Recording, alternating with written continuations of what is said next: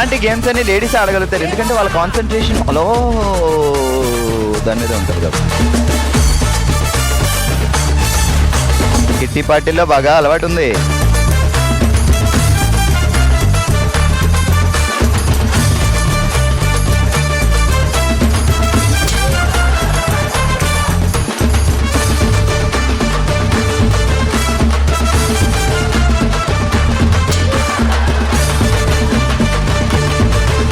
Ten, 9, 8, 7, 6, 5, 4, 3, 2, 1.